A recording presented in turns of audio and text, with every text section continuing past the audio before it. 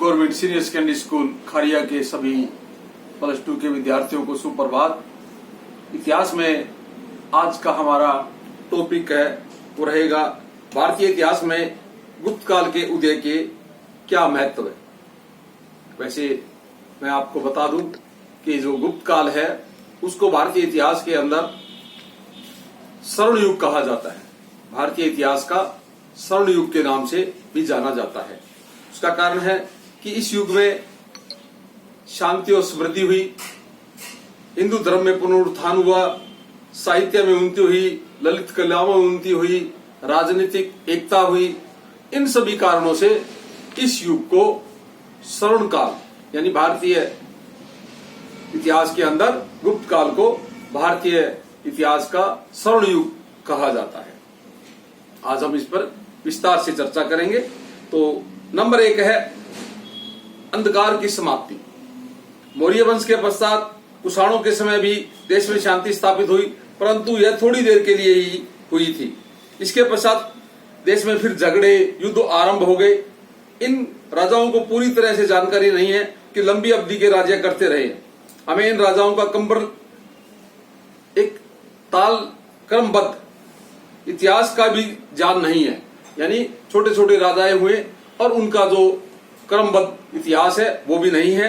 परंतु गुप्त काल के आरंभ में यह अंधकार समाप्त हो जाता है और इस काल में हमें गुप्त राजाओं का इतिहास भी पता चलता है और गुप्त काल के जीवन का भी संक्षेप में हम कह सकते हैं कि गुप्त काल के आरंभ होने से इतिहास का अंधकारमय काल जो है समाप्त हो गया।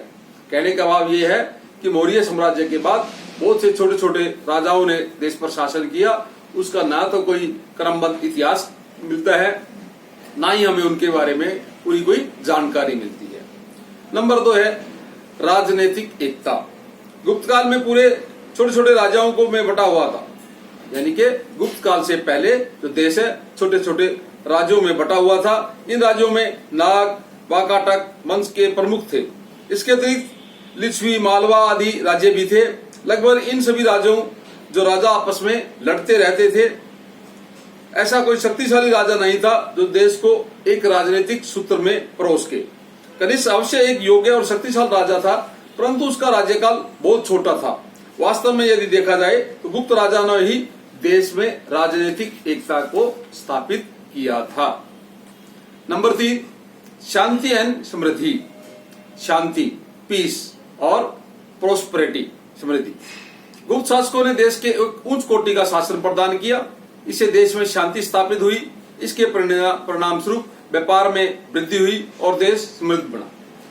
कहने का तात्पर्य यह है, अगर आज के युग की भी हम बात कर लें, जिस देश में शांति और समृद्धि होगी वही देश तरक्की के पथ पर अग्रसर होगा। नंबर 4 है हिंदू धर्म का पुनरुत्थान। गुप्त काल में हिंदू धर्म का पुनरुत्थान हुआ। अशोक, कनिष्क के काल में बौद्ध धर्म की उन्नति हुई थी, परंतु गुप्त राजा हिंदू धर्म के अनुयायी थे। उनके अधीन देश के धर्म हिंदू धर्म में काफी प्रचार और प्रसार हुआ। उन गुप्त काल के राजाओं ने बहुत से गगनचुंबी मंदिरों का निर्माण करवाया, जो आज भी हमें उस गुप्त काल के स्वर्ण युग की याद दिलाते हैं। फिर ललित कलाओं में उन्नति। 5वां जो पॉइंट है वो है ललित कलाओं में उन्नति। गुप्त काल में ललित कलाओं के क्षेत्र में भी काफी उन्नति हुई। हिंदू देवी देवताओं की सुंदर मूर्तियां, चित्र बनाए गए। अजंता की गुफाएं इस कला का सर्वोत्तम नमूना है। अजंता एलोरा की जो गुफा है वो इसी काल में बनी और जो आज भी ललित कलाओं के अंदर पूरे वर्ल्ड के अंदर उसको माना जाता है। गुप्त काल में धातु कला का भी विकास हुआ।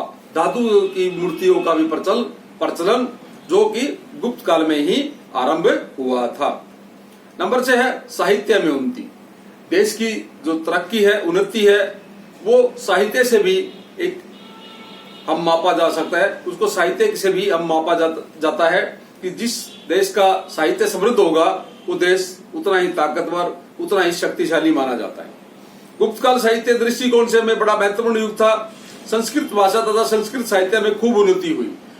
कहने का भाव यह है कि जो गुप्त काल के अंदर जितने भी साहित्य लिखे गए वो लगभग संस्कृत भाषा के अंदर लिखे गए। कालिदास जैसे नाटककार तथा इस काल में पैदा हुए। कालिदास, जिसको आज भी हम भारतीय इतिहास के अंदर शेक्सपियर के नाम से जाना जाता है।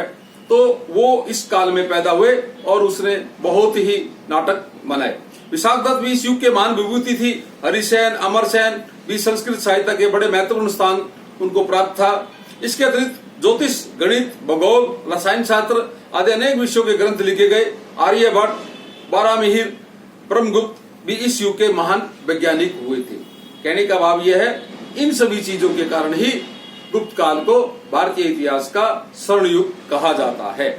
फिर भारतीय का आरंभ। गुप्त वंश के बाद विदेशी शक्तियों का अंत हो गया, क्योंकि जब राजा ताकतवर होता है तो विदेशी शक्ति या आक्रांता उसके ऊपर आक्रमण नहीं कर सकते। समुद्रगुप्त ने पहली बार देश के वो विदेशी राजाओं को मुक्त कराया। समुद्रगुप्त ने जो विदेशी छोटे छोटे शासक यहाँ पर राज कर रहे थे, उनसे देश को मुक्त करा करके सारे भारतीय शासन आरंभ किया, यानी एक विशाल भारतीय साम्राज्य की पुनर्स्थापना की। Thank you.